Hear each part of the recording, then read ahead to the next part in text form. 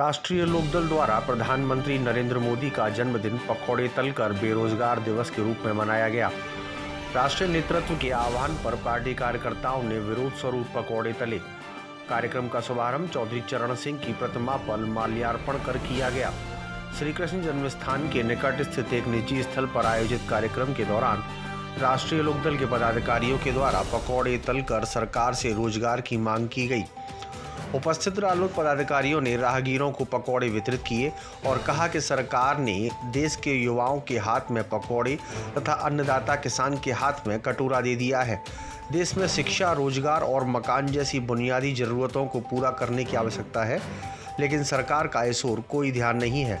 प्रधानमंत्री मोदी जी का जन्मदिन है और इस देश में की युवा शक्ति इसको बेरोजगार दिवस के रूप में मना रही है। माननीय मोदी जी का ये वायदा था कि साल में 2 करोड़ रोजगार देंगे, लेकिन हुआ ये इस देश में कि साल में 2 करोड़ नए बेरोजगार पैदा हो गए। आज का युवा बहुत परेशान है। यूपी की सरकार का निर्णय है कि 5 साल में संविदा पर रखेंगे। ये बहुत खराब निर्णय है। युवा बहुत अपने को अनसिक्योर महसूस कर रहा है और युवा बर्बाद हो रहा है। युवा पीढ़ी में बहुत आक्रोश है। मैं सरकार से अनुरोध करता हूँ कि लोगों के लिए, जनता के लिए और युवाओं के लिए रोजगार की व्यवस्था करें। आज 17 सितंबर को राष्ट्रीय लोकदल के द्वारा आज का दिन बेरोजगार दिवस के रूप में मनाया जा रहा है। क्योंकि हमारे देश के प्रधान सेवक भी यही कहते हैं कि यदि देश में युवा बेरोजगार है तो पकौड़े तलने का काम करे। पकौड़े का व्यवसाय सबसे अच्छा व्यवसाय है उनकी नज़र में।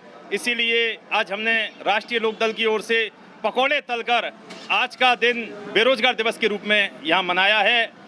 इसी मौके पर मैं माननीय प्रधानमंत्री जी के जन्मदिन के लिए उन्हें पकौड़े तलते हुए आज उनके जन्मदिन की शुभकामनाएं भी प्रेषित करता हूं। धन्यवाद।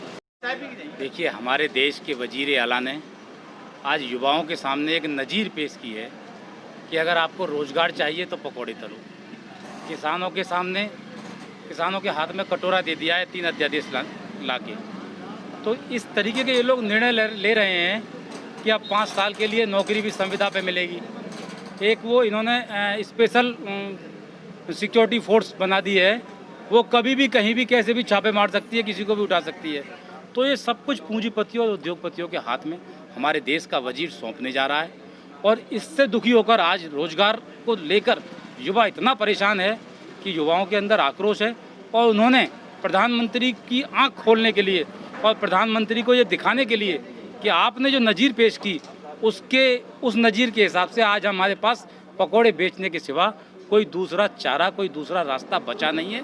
अगर आपके अंदर शर्म जरा सी भी बची है तो आप युवाओं के लिए, इनके भविष्य के लिए और देश के भविष्य के लिए रास्ते खोजें, रास्ते खोलें और भाषण भी न बने। ये भाषण से देश पक गया है, परेशान हो गया है। अब देश को काम चाहिए, विकास चाहिए, रोजगार चाहिए, शिक्षा चाहिए, स्वास्थ्य चाहिए। लेकिन ये मंदिर में और मंदिर मस्जिद में आप बरगलाएं ना, बहकाएं ना, भटकाएं ना, युवाओं को गुमराह न करें। इनको रोजगार दें, इनको इनका हक दें।